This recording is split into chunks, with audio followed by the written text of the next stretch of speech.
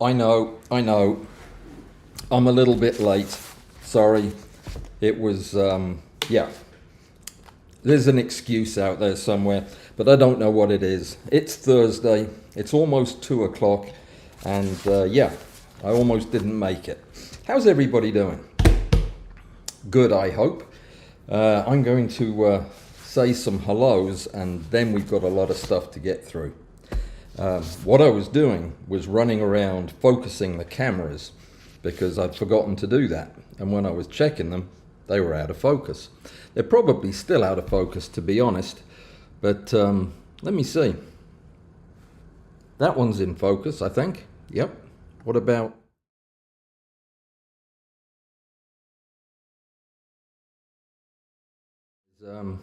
that one? That one's in focus too, I think, partially.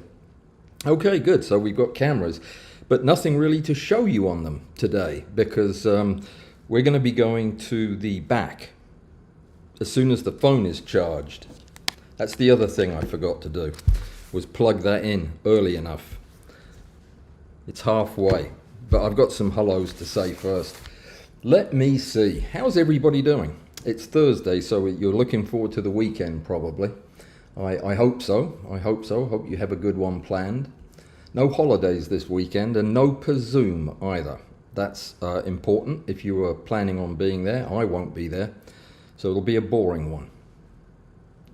Don't say what you were going to say about that. They're not all boring. Ray, greetings. He's in Panama. My brother lived in Panama until last year. And he left because of the insects, which is probably why you're there, I would imagine. Walter, okay, this is an erratum coming up because Walter's going to correct me on something I said, I bet. 27:55, that's the time in the video that I said we could prove that that lens was telecentric, and we'll do it in another live stream. You're right, I said that, so we will do that. I do apologize. I incorrectly said on Tuesday that we'd finished with that. We'd done that. We'd gone from the A to Z and finished, and we hadn't. We had built the lens, but we hadn't flipped the camera around and actually done some work with it. We will do that. I don't know if I'll do it in a live stream. I might do it in a video. It gets awfully complicated once we get the thing going. But yeah, I'll figure out a way to do that. That's actually one of the things I wanted to talk to you about today was, now as I'm back in full production mode on videos, I have a backlog of stuff to do that I think will be interesting, but I'm getting so many really, really cool suggestions from people. I want to keep those suggestions coming. One of the things that I've heard lots of people say is they want to see more interaction with folks like Rick. And I talked to him the other night about maybe doing something that, you know, we could work on together. And so far, no response. So we'll just see about that. The other thing was, a lot of people enjoyed the everything I know about in 50 minutes. That video I did with the two young ladies from University of California. Now, I don't know if I can get them to come back on, but I'm sure I can find people who don't know stuff to come on. But I could do it without them. We could pretend. I could use stuffed heads or something to talk to. But I could do a series of everything I know about in 50 minutes, and it probably wouldn't take 50 minutes. If that is of interest to you, let me know specifically what you would like to hear about. Focus stacking, camera selection, you name it. And yeah, that would be fun to do. That was a great video for me to make because I enjoyed it, because I didn't have a plan for it. It was just kind of winging it as we went. A lot of fun. So we'll do that. Let me know if you have an interest, and if so, what subject you want to hear about. Ingolf, greetings, my friend. How are you, sir? How are the Harz Mountains? I'm sure they're pretty at this time of year. And I think I owe you a response to an email, Ingolf. I'll have to get to that today. It's been a pretty busy week. I hope you got to see the very short video I did on the 105 and the 200mm micro nickel lens that I did earlier this week, because that's the subject of this live stream. It's not really. It's just the title of it. It was an idea that I had, and then I decided I've been mourning the departure of the lenses and the camera for 3 days, and I went to my beautician about it yesterday, and she said that what I ought to do was just distract myself with other things. So I asked her if that meant I couldn't do the live stream on how much I missed those lenses, and she said, right, you shouldn't do that, so I'm going to do something else. But I do miss them. And I haven't had a chance to look up. Joseph on Tuesday was telling me about a Mitacon Zongi lens that was out, a 200mm f4. I couldn't find it online, but I don't hold out high hopes for it. I really don't, because I've got their super macro lens, which is a bit strange. But anyway, yeah, missing the Z8 is the big thing, though. That is a camera. Once you've touched it and been bitten by the mirrorless thing, yeah, it's pretty depressing to use a DSLR again. I can't believe I'm saying that the D850 is depressing to use, but as a stills camera out in the field for macro, it's just not the same as that Z8. Yeah, it's sad around here, and that also ties into what we're talking about today, which I'm still not ready to get to, actually, come to think of it, because I've only said hello to 2 people. So I've got to say hello to yes, Walter. I'm on it. I will get to it. We did run out of time. I will fix it. Walter tried to duplicate my demo, but there was one big problem. My Canon lens doesn't have an aperture ring, and it's wide open after the camera powers off. Is there a workaround? Yes, there is. If you have a lens that stays wide open after you power the lens, the camera off, and I didn't see this in time to bring in a lens to show you. Oh, I do have a lens. This is not how it will be on a modern camera, but this is a Canon lens, and all of your lenses, your modern lenses, will have a tab of some type here on the lens. And what I do with Nikon lenses is I cut a little piece of plastic. You probably shouldn't do this, it'll void your warranty, but if it's an old lens, and I'll move the little lever until the aperture is where I want it, and then I will stick the wedge down beside the post on the Nikon lens anyway, and it'll hold it at exactly that distance. There's another thing you can do. If you have a bellows, you can mount the whole thing on the bellows, use your lens either forward or reversed at the front of the bellows. If you have a PB6, this is especially easy to do, and then use a cable release that goes in the top, and that cable release is used to actuate the diaphragm of the aperture. So what you'll do is do I have a bellows? No, I don't. It's in the back. I'll show you when we go back there. But you just partially depress the cable release as your aperture closes. When you get to where you want it, you screw it shut, and it'll hold right there. And that way you've then got your lens where you want it. And you do need to have it closed all the way down. Why is your camera off, though? I don't understand that part of your question. The Canon lens doesn't have an aperture ring, so it's wide open after the camera powers off. Well, your camera is going to be powered on to take pictures.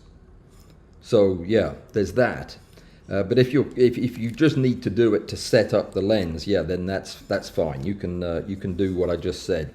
Do it on the bellows. that'll give you a way to move your elements backwards and forwards, you know, move your Raynox and what have you. So that's good. That'll work. I hope that answers your question. Let me see. Graham is here, and Graham, you're going to be integral or integral, one of the two, in today's discussion.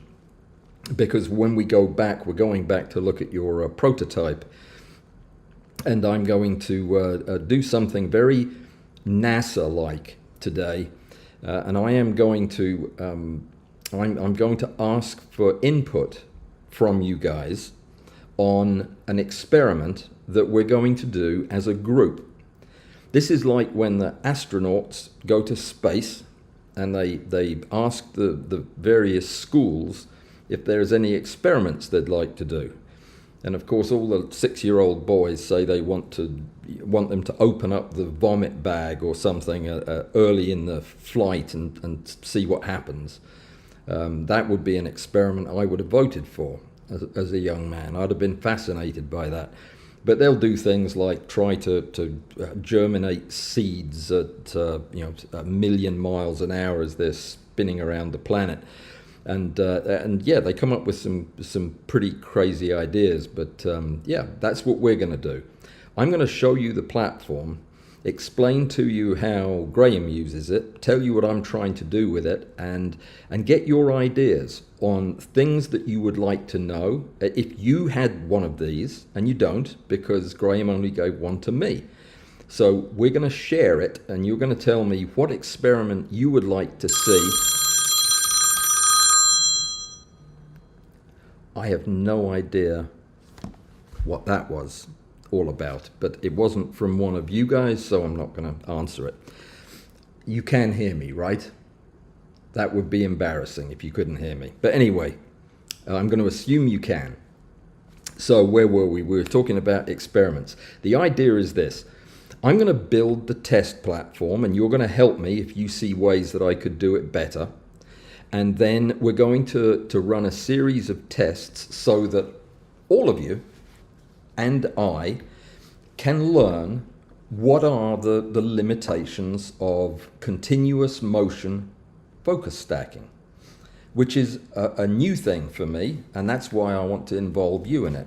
So when you look at this device and I explain to you how I plan to use it, you can tell me, well, why don't you try this, this, or this? And I will keep a record of everything you say, and everything that is reasonable I will try to incorporate into the design of the experiment, so that when we get some results, it'll be like you did the experiment. And if it turns out that this is something that holds promise, like Graham is very confident that it will, then you will take the credit for it. Yeah, so it should be fun. And then we'll all learn from it. We'll all learn from the experience. So this is a very new thing for me to try, but I'm excited about it. And we'll go back there in just a minute. I'm going to wait for a few more electrons to make it into the phone. It's about 3/4 of the way there, so we're doing good. I'll say a few quick hellos. And you know what? I'm going to do something pretty gross. Why don't you look at, well, there's no camera pointed that doesn't include my nose, so excuse me. That's better. I opened the front door and it let in pollen. There's a tree outside that sheds pollen. I think it's pollen. Gosh, it just makes my nose run terribly. Too much information. So Susan is here from up north. Welcome, Susan. And let me see. Jan, greetings. How are you, sir? I was thinking about you this morning. I hope all is well. And who else has joined us today? Robert, greetings. Good to have you with us. And Angie, hey, Angie's going to be judging the flower competition in the fall, so start thinking about that. Who has not completed a black and white photograph? Who is having trouble with the concept of black and white? I talked about this on Tuesday. Somebody asked if they could take a picture of something black and white with just with a camera on the regular settings. Yes, you can, as long as there isn't any color in it. If there's color in it, it's not black and white. And even though I won't reject the photograph, I won't score it very highly if it's got color in it. And a similar picture that's black and white, just black and white, will probably beat it. So that's the idea. You can shoot it in color and change it to black and white, or you can shoot it in black and white. Doesn't matter. But if you shoot it in color and there's something colorful in it, it won't be black and white. Do you want me to draw you a picture? No, I won't do that. I think you know what I mean. Okay, there you go. Hembrodian's here, greetings. And Alistair is your moderator, and he is out there with a stick. So behave, everybody. And Russ, greetings. How are you, sir? Crispy B from Vienna, which is in Austria, in case you didn't know that. I have been working with those beetles and the rosemary beetles, and they are surprisingly difficult to photograph. Yeah, I just thought I'd say that. But I've got some ideas to do a better job with them, so that's why you haven't seen the pictures yet. John Trevina, who is a new name to me, so possibly a new visitor, and he likes the music. Either he likes the music or he is just having a bad reaction to the music that's making him do somersaults. But I find that to be very upbeat and happy music. And I have never told you the name of the guy that writes that stuff. And I should, because he's really excellent. His name is Jules Gaia. G-A-I-A. Jules, as in J-U-L-E-S. Jules Gaia. And I recommend you track him down and listen to some of his music. If my theme music doesn't make you want to pull your hair out, then I think you might like his stuff. He writes some very interesting music, and I think he's from Minnesota or Minneapolis, one of those two states. Anyway, Jules Gaia, check him out. I like him. So we were down to David, who's calling us from Winthrop, Maine, where it's winter again, I imagine, by now.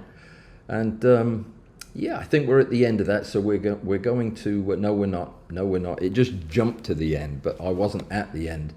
Art's here from Massachusetts and Waves. Just Me's here from Transylvania. We have several people from Transylvania watching today. There's been a lot of interest in vampires in my live streams. For some reason, I don't understand it. Let me see. So, late guy buys the donuts. A comment from J-Rod Photo, which confuses me. So I'll just I'll leave that one alone. David Watson is here from Blackpool. Now, David, have you been here before? Your name is common enough that I might not have might have missed it in the past. But yeah, if you're new, if it's your first time, welcome, and definitely come back again. Darren Edmonds from Cornwall, good to have you back, sir. Ralph Watson from Pinner in London, and Robert from Ocala, Florida. Sending more bad weather your way, Robert, sorry to say. All our bad weather, I think, goes that way eventually. And Harold's here from Norway and has a question. Sent a suggestion the last 2 weeks, but they didn't seem to go through. Then I sent it on Discord, but still no reaction. Can you please take a look at it? Can you please tell me what it is? And do that now, because I'm reading the things. I didn't see a suggestion, I don't think. Or I saw it and I didn't like it. It's probably the former. Yeah, but tell me what it is. I'm reading right now, so I'll get to your question in just a sec, your comment in just a second. I promise. Demetrius is here from Samos Island in Greece, which is apparently a lovely place. I've never been to Greece. I've been to the other side of the Adriatic, to the east coast of Italy. But I've never been to Greece itself, never been that far south. Anyway, that's not of any interest. Everyone in Everything I Know in 50 Minutes suggestion was everything about the Nikkor 50mm and Raynox 250. Okay, I can probably do that. I will add that to the list. And Lance is here. Good evening, Lance. And let me see. I think Bud showed up as well. Larry is here. David is here. Windy in Yorkshire. Sounds like a personal problem to me. And New You Life. I vote for all you know about focus stacking in 50 minutes. That will be tough. Everything about focus stacking. Okay, I'll do that. That could be a really interesting one, because I'll have to be selective about what I talk about. That'll be good though. 2 follow-up questions from Walter. Is that safe?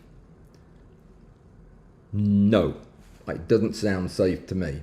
And is there a special procedure for putting the lens back on the camera after you've done whatever it is you do with it that's not safe? And the answer is yes. I'm guessing. I don't know what the question was. Here it is. It's about a macro photographer from Sweden who I think you should check out and possibly include in your live show one Thursday. John Hallman is his name. Yes, I've talked about John before. Quite often actually, though not in recent months. He is a fine photographer and I do like him, and I have not contacted him. Am I right in thinking that he is actually down in Costa Rica most of the time or some of the time? I think that might be the case. Let's talk about it. I will find your message in Discord and I will reply. If you know this person and could put in a good word for me so that he reads my email when I send it to him, that always helps. Usually after I actually get to talk to somebody, we do quite well and hit it off. Oh, I just noticed. I have been working for years on putting together an accurate positioning platform for my rig that's based on using tiny little stepper motors with worm drives.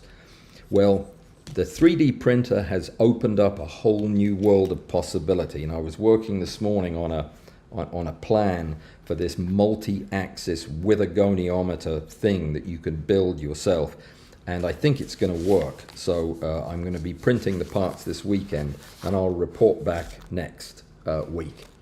So Grandma Dragos is here. Welcome, sir. Glad you're here. And I still don't see how that fits in with Nils's question. Oh, here it is. If you have a modern lens, you just set it to the smallest aperture in manual, then press the depth of field button and release the lens when the... Yeah, okay. They're asking about how you hold the aperture closed. And would that do it? The depth of field preview will do it. Canon and Nikon are opposite. When you shut a Nikon off, I can't remember, does the aperture close or open? I don't know. I don't use cameras with the power turned off. We're going to go to the back. So there are parts I don't want you to look at. So I'll tell you when you must close your eyes, avert your eyes. First thing I have to do is get the thing working again. So there'll be a moment where it doesn't work, and then all of a sudden it will come back on. So just chat.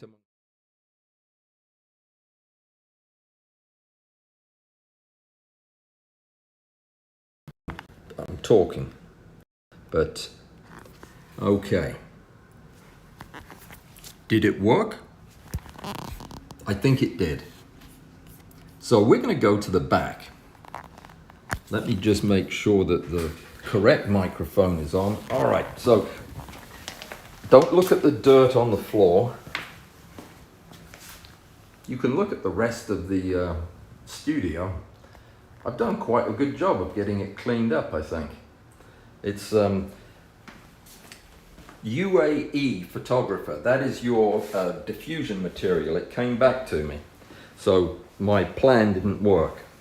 But this is how things look. In case you wanted to get a look at the pin cushion, there it is. And of course there's Jan's here, so we've got to also show the Antarctic. There you go. All right, new microscope stand, stage, dissection area, desk refinished and looking good, I think, except the edges, which I messed up, and yes, a little computer device that I'll be reviewing shortly. Okay, so we're going down the hall. That's my iPhone, in case you haven't seen it before. And here we are. That was a short trip. This is where it all happens. Where what all happens, you say? Yeah, who knows? This is just a storage for photography stuff, and of course you recognize the insects in flight torture machine that you're going to be seeing again out in action with the straps deployed. And this is what we're going to be talking about today. This is Graham's prototype, which is on a test platform right now, which is going to change, but I needed the height to work on. This is the regular horizontal stage, which is broken down now because I am adding a vertical platform right here and moving some stuff around. And this is my desk, and that was a lens that you weren't supposed to look at, so we'll skip right past that. And this is my new 3D printer station, which is a very stable, out of the way corner where there isn't any wind to bother the print. So here's the deal. This is the stand, this is the rig. Now the way it's designed, the way it was designed is a focusing rail, in this case a stack shot, would be positioned on these clamps, and this arm would be attached through a series of connections to a plate that would be attached here. As the rail moves back and forward doing its focus stacking thing, so would the platform, which is on linear bearings, move backwards and forwards to do the focus stacking. The lens system, be it a microscope objective or a camera lens or whatever, would be mounted on a rail, and the optical axis could be anywhere on this surface, and it will all move in the same direction without any twisting motion. And then my subject would be on the specimen stage, mounted on the optical axis. So they're the basics of how this works. Now, I wanted to lose the rail because I want to use the rail with a vertical rig. In fact, I am going to be using the Wii Macro with the vertical rig and the stack shot with the horizontal rig on this station here. Which means I'm going to need to drive this separately. Now, I have a very nice servo motor that would do this, but I also have Robert from Ocala donated this in addition to the rail. This is a nice NEMA 23 stepper motor, and what I'm going to do is I'm going to use this mounted separately to drive a cam, something similar to this, an arm, which will be attached to the drive like this, and will turn through. Probably won't need to be more than about 90 degrees at the very most.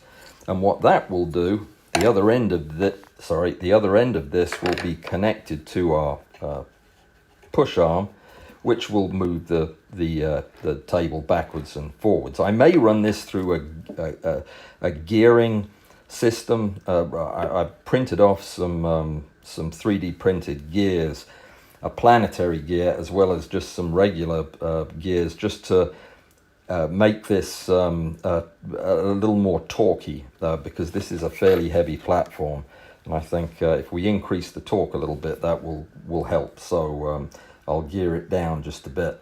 Now, what I need to know from you is, what would you like to see me do? Because I'm planning, the reason I'm building this is so that I can mount the XT2, my Fuji camera, which is mirrorless, on this rail with whatever lens system I use. I'll probably start with something with a nice big field of view like the Mitutoyo 5 times objective.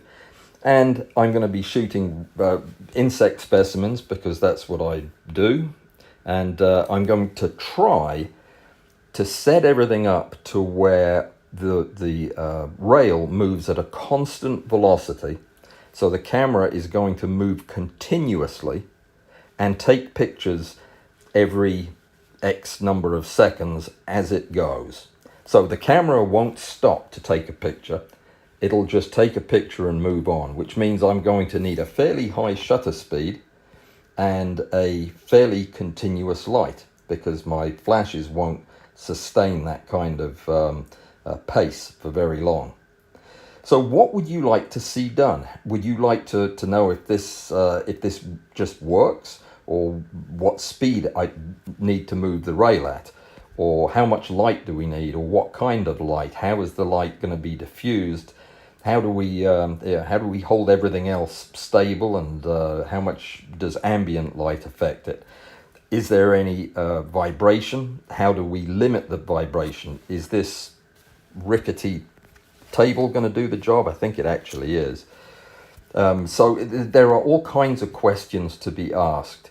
If you ask them in the comments right now, as soon as I get back up there to the front, I'll read them, and I'll try to incorporate as much as I can into the actual build out of the platform, and then the experiments themselves. Now, if you can think of a better way for me to drive this platform with a stepper motor like this, then let me know. If you're engineering inclined, then you can probably see something that would work better. I've actually got a metal shaft that a cam that I'm going to put on the shaft, so it's shorter than that too. I think it should work, but we'll see. I'm going to drive the I'm going to drive the motor using the driver that was made for me by Curious. Curious made the hardware and the software for me to drive this device. So I'll just be driving it in continuous mode, and I think I can change the velocity in that software. So I'll do that through an Arduino. So if you have any ideas, let me know. One of the things I need to get a feel for is the best way to mount this rail. I'm probably going to put a second aluminum base down here and secure this. And what we really need, I think, I'll mention this while we're here. This chunk of wood is a butcher block that I was able to pick up for just next to nothing in a local city, Birmingham, Alabama, actually. And this thing was only like $24, and it's a gigantic chunk of wood from the jungle somewhere. It's called rubber wood. I don't know exactly what makes it rubber wood, but I also got this piece of mahogany, which is half the thickness but twice the weight, and they're both very nice flat pieces of wood. So what I need to do is draw an index line, an optical axis that everything is going to be positioned on. But I don't like doing that on a second surface. I like the surface to be continuous. Now, I consider this surface and this surface to be continuous because of the bearings. But I think what I'm going to do is maybe flip this over and add an extension to the bottom plate. I think there's room to, I think there is anyway, to put an extension out that will hold this mass so that everything is on the same level, on the same index line. So other than that, you now know what I know. I've got plenty of LED panels as well as small LED lights that I can use. I'll probably go with the panels just because of I had the room to set them up. And yeah, you can see some of the wee macro rails there. These are going to be used on the vertical rig, though I'm building a more substantial platform to set up the vertical rig. They will be part of it. So so that's it. That's what I have to work with, and I'm looking forward to doing the experiments, because if anything that that Graham has told me is accurate, it's going to work, and it will be an exciting new way to do things. I may have already shown you my iPhone, but there it is again. And now we're back in the West Wing. Now's when I need to see if there was any volume. Okay, good. It appears that you heard me while I was gone. Is that true? Somebody tell me that you heard me while I was gone, please, because I'll have nightmares about that. Okay, so I'm going to start at the bottom. Russ wants to know, why use a stepper motor if it's going to be continuous motion? Simply so that I can control it. I could control a regular DC motor, but the DC motor is going to have a much higher RPM, and I would have to gear it down. And then I'd be left having to use some kind of a speed controller to regulate the speed, and it would be harder for me to calculate the speeds, you know, with the gearbox and everything in place. I'm sure there's a way I could do it, but stepper motors are just easier to use, and I've already got the driver built for it. So that's the main reason I would use it. So there you go. And Ingolf heard loud and clear, and he's in Germany, so if you can hear loud and clear from there, we're good here. Did I tell you that this lens was radioactive? And this is the second time today this week that I've handled it. So you got to be careful. So that's why I'm thinking that it would probably be easier to use the stepper motor. Also, there's the question of it would just get more complicated. I've got plenty of big DC motors that would do it, but they all spin at like 20,000 RPM. I'd need to think about it. Graham says you can just use wood screws to secure the rails. It works that way. Oh, really? You just screw them into the top there? I didn't think about that. I didn't want to mar it. Or if I was going to put holes in it, I wanted them to be professional looking holes. But yeah, I could do that. Larry is distracted now because he has a kingfisher outside his window, and he's no longer paying any attention to what we're talking about. Larry, that sounds very much like me. I had a kingfisher that lived down near a stream when I lived up in a town called Huntsville in Alabama. And it was one of the most beautiful birds to watch. They're just not common around here, but that was beautiful. I love kingfishers. I have had hummingbirds outside my window today, and every time I've grabbed the camera, they're gone. So you know they don't give me any warning when they're coming. So what other suggestions? Case is here from the Netherlands. Greetings, Case. Glad you could make it, sir. And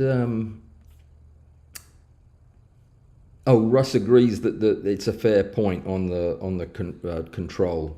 It's really just my lack of expertise in the alternative that would lead me. I'm sure that somebody could show me how to do it, and yeah, it would. You can buy gear motors, I guess. That, you know, something else that I could use now, as I think about it, is a synchronous motor. The ones that only have like 4 RPM that you could hook up, but I think they're very low torque. I might be wrong on that, but synchronous motors would be another option. I could experiment with that, because that would be an interesting addition to the thing, because if it's a synchronous motor, you can buy them for nothing, And if that works, it will be a very cheap way maybe to build a rig. I'll look into that. Yes, thank you for the idea. And Angie doesn't have a gecko on her window, which is a shame because I did on Tuesday. And yeah, even though some people didn't believe it was a gecko and thought it was a skink without having seen it, it was a gecko. We have geckos here. Not the ones that you may be thinking of, the Geico gecko, which is not a gecko. That's an anole, a green anole. They don't know their lizards very well, but the geckos we have here are gorgeous. They're translucent, colorful beasts, lovely, and they're fast. You wouldn't think they're fast, but they are fast when you try to catch them. So good, I'm glad you could hear me, because now that means I've got a way to go wandering around, which is good. And I held it fairly steady for a change, didn't I? Is anybody sick right now?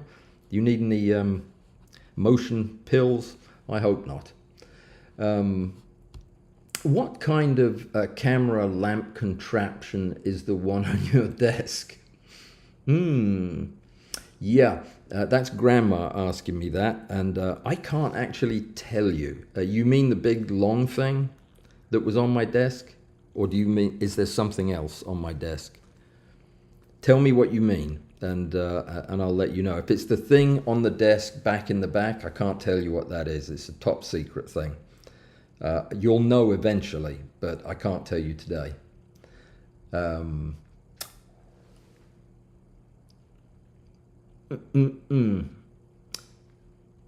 High torque motors and controllers are a good source for them is radio control shops. We don't have any of those. We used to have Radio Shack, which had that kind of stuff, but they've closed now. The last two around here closed. I'll go online and see though. Yeah, synchronous motor might be worth a try. All right, so let's go back up the list a little bit. I got the wood screws. Laura, you feeling better? I hope you are. I hope you are. It was disappointing to hear that you were having a bad day. Graham suggests that I leave the existing push rod in place and use another push rod with a new drive. Aha. Then compare the stack shot to the other drive. Good idea. Good idea. Yes, I can. All I did was unscrew the cap nut above the large spacer, and everything is ready to put back on. I will do that. I'll leave it intact and then compare the stack shot, the Wii macro, and whatever I come up with, and maybe a synchronous motor.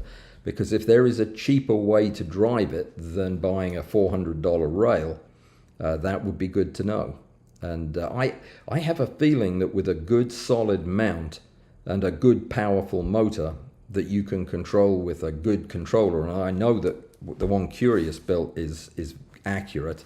I've used it. Yeah, I think that we might be onto something. So that's a great idea. Thank you, sir. And Asbjorn Paulsen, very interesting how my workplaces are organized. You must have been working with this type of technology for many years. Yes, well, I have been, and it's not really organized. It's constantly in a state of flux. I am always remodeling the workspaces to be more efficient, because as my experiments and my methods change, I have to redo everything. And when I redo one thing, it has a ripple effect. The worst thing is the studio, though, because every time I change anything in the studio, I end up redoing the whole thing, and it's just exhausting. But I love the way it is now, and I think I'm going to keep it this way. But thank you. I appreciate. I'll take that as a compliment. So Harold was telling me about John Howman. And we will connect on that, and I'll see if I can get him to come and chitter-chatter with us. But did you tell me, is he the chap that is down in Costa Rica a lot? Because Yeah, that rings a bell if it is. So, oh yes, I confused my beetles. I said they were rosemary beetles. They were rose chafers that you sent from Austria, crispy. And yes, they actually I have photographed to good effect. I did a series of flying rose chafers that you may have seen. I was very happy with how they came out. Do you know, I'm going to tell you something now that I probably shouldn't do because it's going to sound conceited, but I took what I think might be one of my best focus stacked photographs ever this last week. And there's something about the way I did it that may be useful to you. So I'm actually going to show you something here as soon as Lightroom boots up, which takes a minute. But it was a photograph of a tiger beetle, which is probably not surprising to you as I love tiger beetles. But I took this photograph and it was some 600 images in the stack. And it was from the front, and it was the whole beetle. And I was very disappointed with the picture. I actually hated the picture and didn't show it. It just wasn't a good picture. So I just did what I usually do and left it to sit in the file for a while and went back and looked at it again. Didn't like it, and went and looked at the individual photos, and I thought that they looked really good. The individual images were very sharp. And I just happened to be at a photo club meeting with Rick and Bill Wheeler, another one of you guys that I'm sure you know. And while I'm talking, I'm going to show you one of my rose chafers, by the way. No, I guess I'm not. Yes, I am.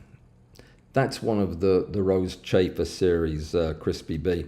I did several of these things flying, and I like them. I think they worked out quite well. But anyway, what I was saying was that somebody in the meeting had suggested that maybe you don't need to do a full stack on this particular subject, that a shorter stack might give you a better result. And that's exactly what I did. And it's not something that I really do that often, and I didn't think to do it with this. But what I did was I took the source images, which I probably have in this. Yeah, here they are, right here. So this is the stack, and I took all of the images, which was a lot of them, and I stacked them using all the techniques I normally use and retouched them, and I made a stereo pair out of them, and it wasn't very good. See, there were a lot of images. And then what I did this week was I went back and I only stacked the first 200. This is the stereo pair if you're interested. Just a lot of mess behind the subject. It had promise, but it was disappointing.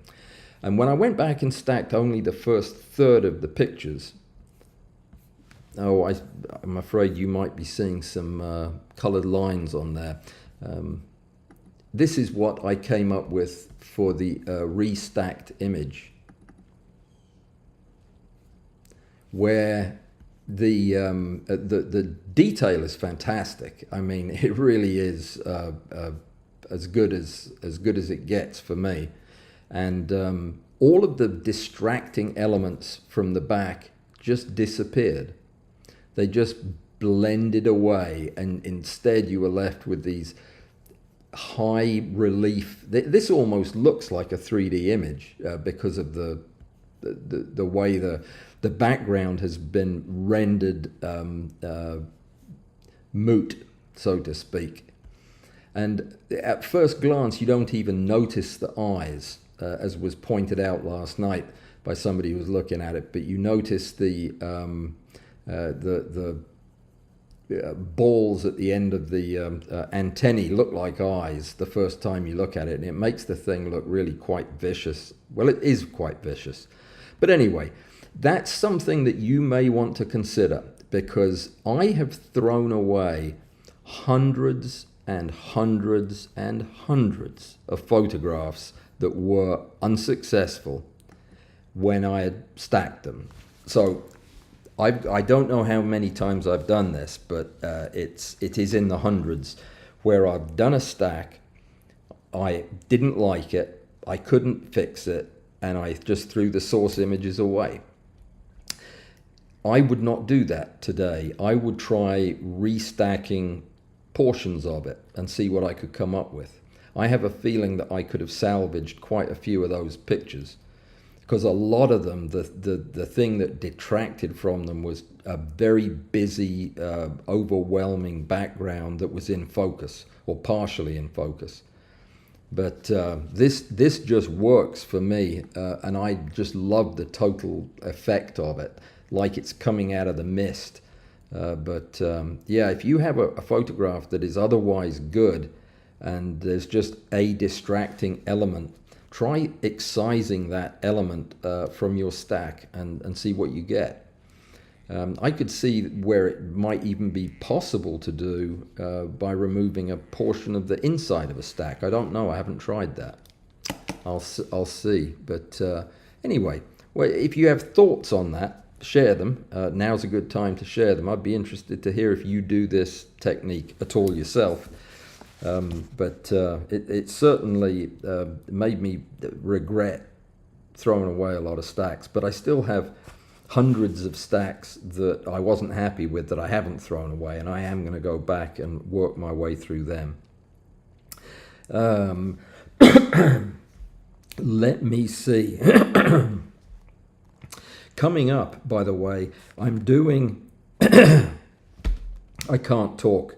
My vocal cords have gone on strike.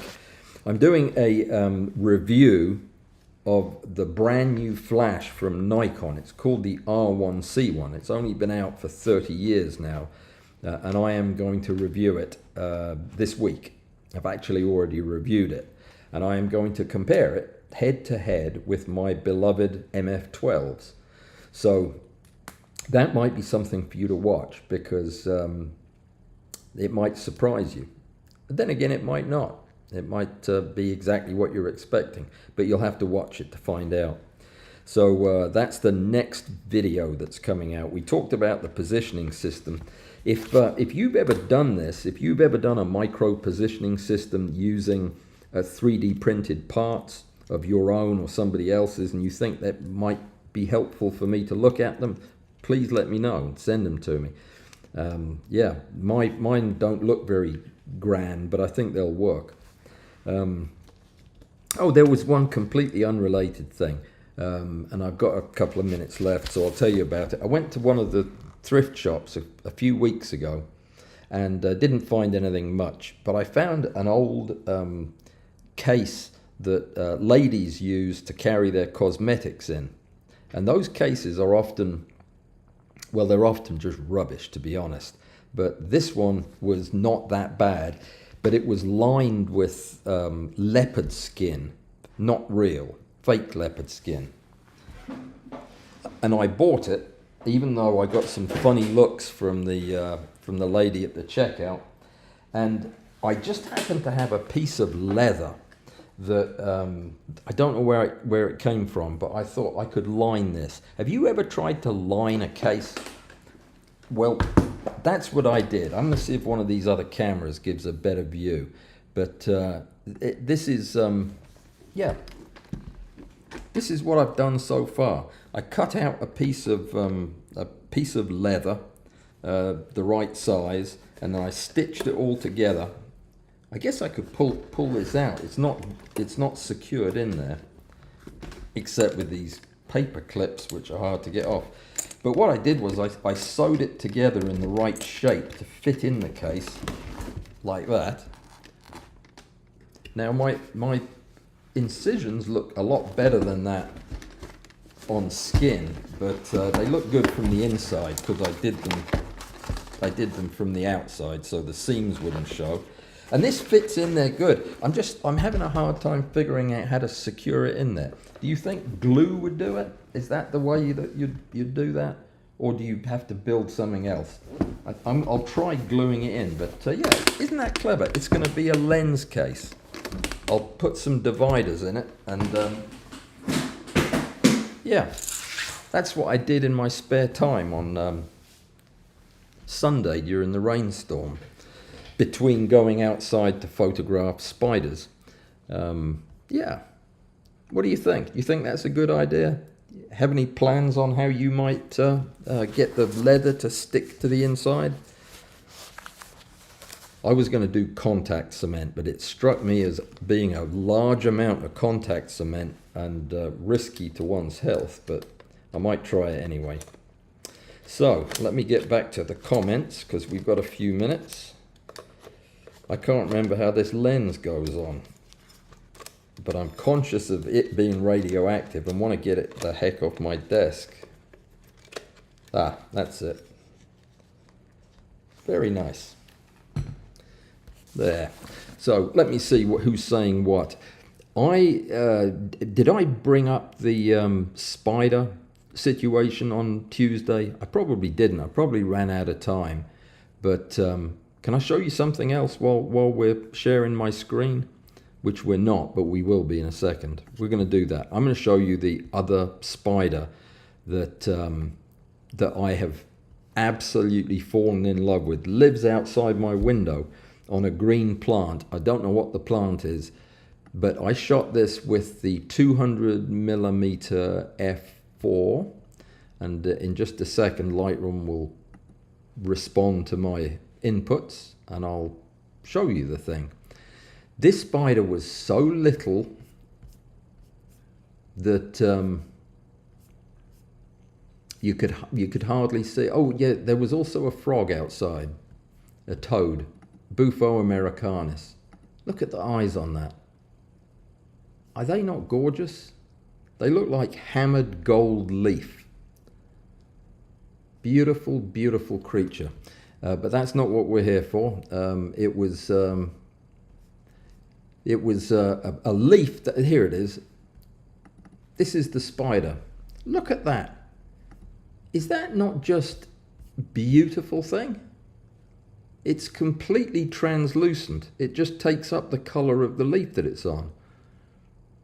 Absolutely amazing thing. It looks like it might be a salticid, but I honestly don't know. I've never seen anything quite this translucent.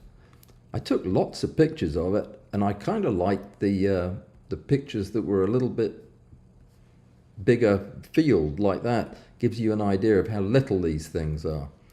But this leaf is about 100 times as wide as the spider is. Yeah, so this was an experiment that it's something that you might try. If you live in a place where you don't get really to go out in the woods or anything like that, you don't live near nature, you should try this. On Sunday it was pouring with rain. I had a video to get out, but I didn't want to drive a long way just to get rained out. So what I did was I went in my garden and just started looking. And when you just go to the garden and start looking, you have to be very patient and look at everything. And before long, you'll start finding stuff that you just had no idea was there. And that's how I got into macro photography, and it was a pleasure to do that on Sunday. Then the rain would start and I'd come back inside and work on my box, and then it would stop and I'd go back out. And I spent half an hour following this assassin bug nymph or whatever it is around this plant. It would just walk from one leaf and then it would do an acrobatic thing to get to another leaf. And I just followed it around the plant and got some really nice pictures of it. They're a bit small, aren't they? There. Got some nice pictures of it. They're dirty insects. They don't clean themselves very well. But they're funny as can be when they're doing acrobatics, trying to get from one leaf to the next. I'll show you. Some of them look really cool where he's deep in the... Like this one was one of my whoops, one of my favorites there, almost in silhouette. There it is from further back, and he's trying to pick a leaf to go on to next, and then he dangles over there, decides nope, that's too big a drop, and backs up again. So great fun, great fun. If you haven't done that, just force yourself to just visit one plant. If you've got some a plant that is big enough to support some life, you'll be amazed what you'll find on it. Aphids and ladybugs and little spiders like this, and they're all beautiful.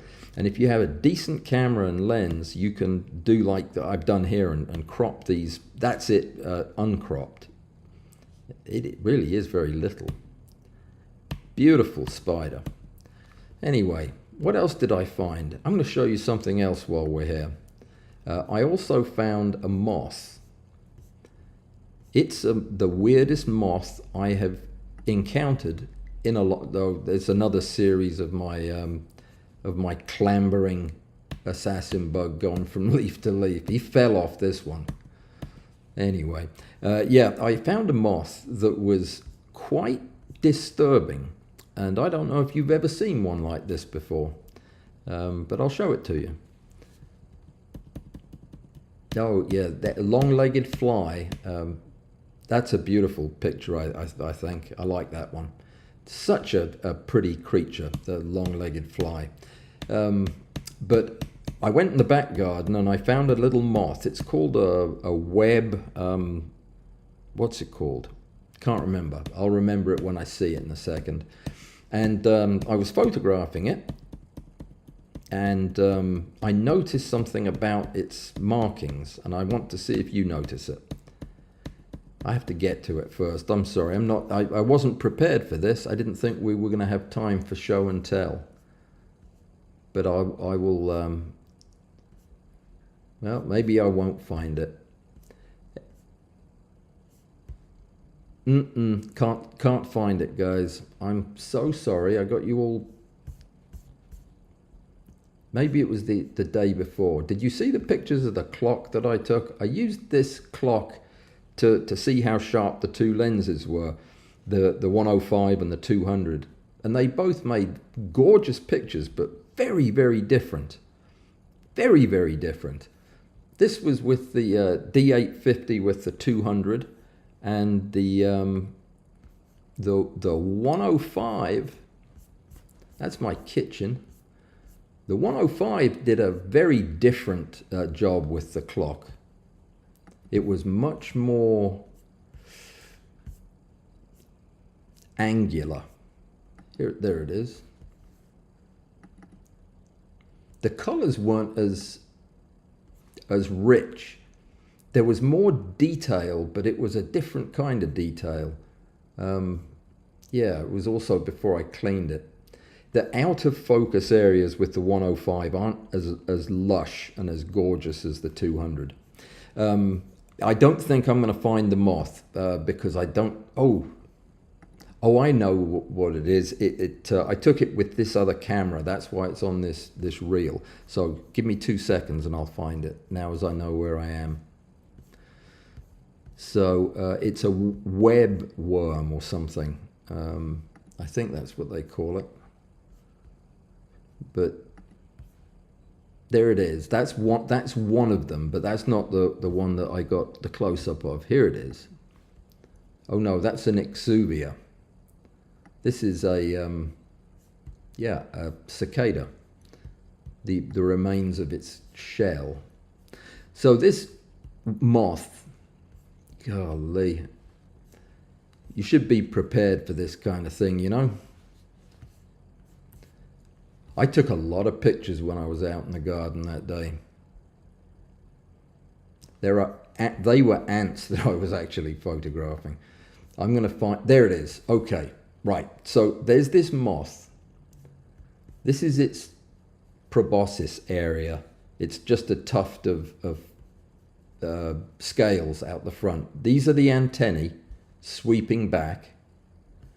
These are the forelimbs, left and right, right and left. And these are the eyes. one there and one there. They have hair growing out of them like moth eyes usually do. What then is this that looks like a bat's head on its back? And what is its purpose? Who knows? Who's ever seen that before? I don't even know what this eye thing is that looks so much like it looks more like an eye than the thing's eyes. But they're the eyes right there. I saw this and I could not tear myself away from it. I think I took 100 pictures of it. And you know, from the side, it looks just like a moth. But from the back, it looks like a bat. Isn't that strange? It's only about 4 millimeters long. If anybody knows what that is, you must tell me, because I would be intrigued to find out. I have never seen one of those, and I photograph moths all the time. And yeah, these are very, very common, but I've never noticed this before. Maybe you know what it is. Let me see. Somebody's going to share some wisdom with me. I can just feel it. Yes, I thought that it was a lysosaman spider at first because of the flat front of the face. One of those green jumping spiders that is on the cover of one of my websites. But yeah, but I couldn't tell. It was too small and it was too immature looking. But it was just a very pretty spider.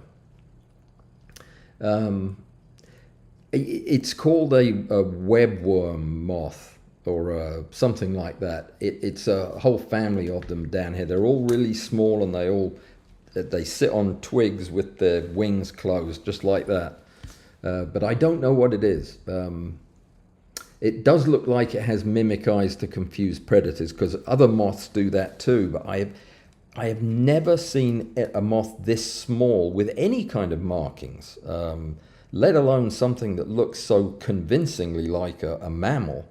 But yeah, that is why I love macro photography. Is most days when I go out, I'll see something that just shakes me like that I had no idea existed. So it's beautiful. Most moths start to develop these bald spots on their backs when their scales rub off. I've seen plenty that basically have a completely bald head area. I've seen that in carpenter bees. In fact, that's one of the ways I recognize a carpenter bee is by that bald spot on its thorax. But I've never seen that on moths before. Because I didn't think they crawled into holes like the bees do. But you are probably right. Very interesting.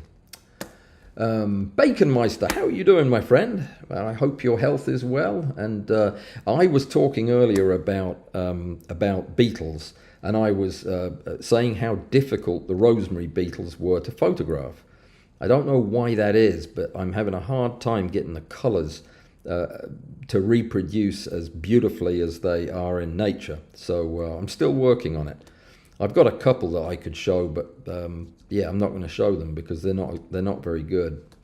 But I'll work on that. That will be one of the specimens I use on the continuous motion experiment device. So let me make sure I haven't missed anything. So Crispy Bee uses a lot of partial stacking, and I think that it's just my nature. If I've shot 600 photographs, I'm going to stack 600 photographs. It feels like a waste of photographs not to use them, and that's a terrible attitude. And yeah, I'm going to definitely be going back and trying to look at some of these again with a more critical eye. I'm blanking on the gentleman's name. It's embarrassing that I can't remember his name.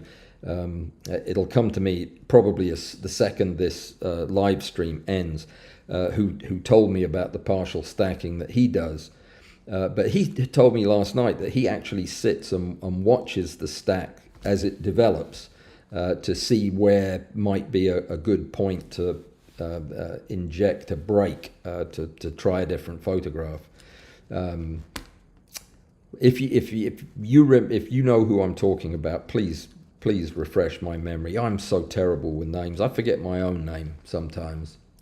Okay, it is, let me see, 3:02. We're going to have to call it because I have things to do. Baconmeister agrees that contact adhesive is the best for sticking the leather in the box, which I will do. And Bud, welcome. I didn't see you show up, sir. He recommends that you give me a thumbs up, and I concur. I second that. So as you're leaving, if you would do that, I'd be grateful. And I know a lot of folks have to get back to work. Allan, do you place the huge number of your stacks on an external hard drive? Yes, on 6 of them. I have 6 8-terabyte drives on my desk, which is where Graham's hum comes from. The hum you can hear if you listen carefully is coming from those things. I've got, let me see, 5 8 terabytes and 1 6 terabyte, and they're all full. And that's with me throwing away most of my stacks. I mean, I only keep a few of them, but it all just adds up. But remember, I shoot video, and I keep all of my video source materials in case I need to go back and re-edit something. So that's a lot of it right there. But yes, I use a separate drive, and I don't have one of those RAID arrays or anything like that. I do have everything backed up twice to 2 different drives, and I back it up off-site too. So, Bud likes to create substacks. Yep. Substacks, kind of the way I do slabbing is a cool way to do it, and I do that. This is different. This is short stacking, where I'm excluding completely part of it, even before I run any of the stacks.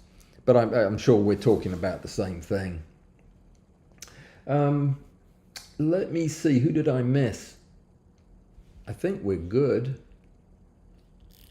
Angie said that's an incredible image. I wonder what image that would have been. The rose chafer flying or the tiger beetle.